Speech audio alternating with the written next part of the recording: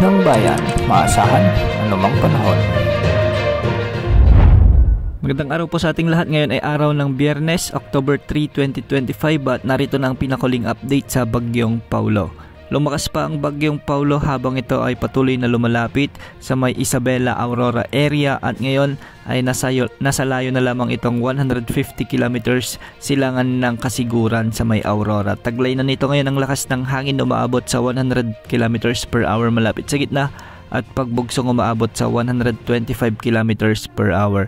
Kumikilos ito ngayon ng pakanluran, hilagang kanluran sa bilis naman na 20 kilometers per hour. Meron itong diametro o lawak ng mga kaulapan na maabot sa 350 kilometers. Nakataas na ang tropical cyclone wind signal number 3 sa northern portion ng Aurora, central at southern portions ng Isabela, sa northern portion ng Quirino, Mountain Province, Ifugao, ang southeastern portion ng Abra, ang central at southern portions ng Ilocos Sur at ang northern portion ng La Union. Samantala nakataas naman ang tropical cyclone wind signal number 2 sa central at southern portion ng mainland Cagayan, ang nalalabing bahagi ng Isabela, ang nalalabing bahagi ng Quirino, ang natitirang bahagi ng Nueva Vizcaya, ang central portions ng Aurora, sa may northern portion ng Nueva Ecija, ang central at southern portion ng Apayao, Kalinga, ang nalalabing bahagi ng Abra, nalalabing bahagi ng Benguet, ang central at southern portions ng Ilocos Norte, sa nalalabing bahagi ng Ilocos Sur, ang nalalabing bahagi ng La Union,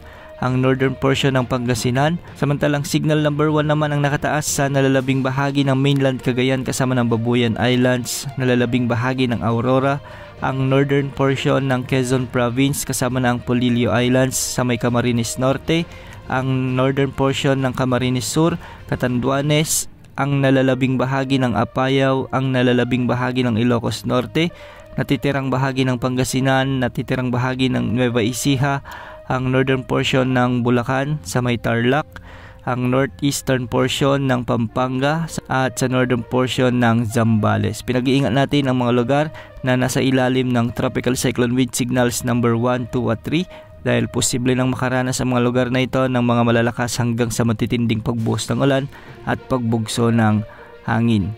Ayon sa Pag-asa ay posibleng itaas pa ang wind signal number 4 bilang worst case scenario kung sakaling umabot sa typhoon category ang Bagyong Paulo bago ito maglandfall sa bahagi ng Isabela, Aurora area. Base sa latest forecast track ng Pag-asa ay inaasahan ngayong umaga o mamayang tanghali ay tatama na ang sentro ng Bagyong Paulo sa kalupaan ng Northern Aurora o Southern Isabela at tatawirin naman nito ang mga kalupaan sa ilang bahagi pa ng Northern Luzon. Inaasahang lalabas ito sa landmass ng Ilocos Sur o northern portion ng La Union habang ito ay patuloy na kikilos ng pahilagang kanluran at bukas, araw ng Sabado, inaasahang makakalabas na ito sa ating area of responsibility.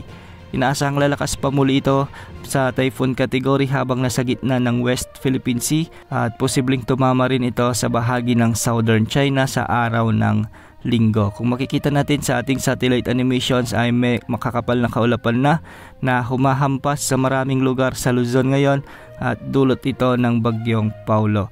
Mabagyong panahon na ang inaasahan sa Cagayan Valley, Cordillera Administrative Region, Ilocos Region, Aurora at Nueva Ecija, dulot na ng Bagyong Paulo.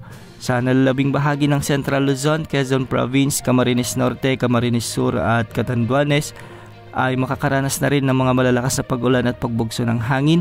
Dulot pa rin ito ng severe tropical storm Paulo. At dahil naman sa trough ng Bagyong Paulo, asahan din ang maulap o makulimlim na panahon na may mga kasamang pag-ulan at thunderstorms sa Metro Manila, nalalabing bahagi ng Luzon at Western Visayas. Sa nalalabing bahagi ng bansa ay asahan naman ang pag-iral ng mga localized thunderstorms lalo na sa hapon at gabi. Antabayan na ng mga susunod na update sa Bagyong Paulo sa mga susunod na oras. Ito po ang weather update ng bayan, maasahan anumang panahon.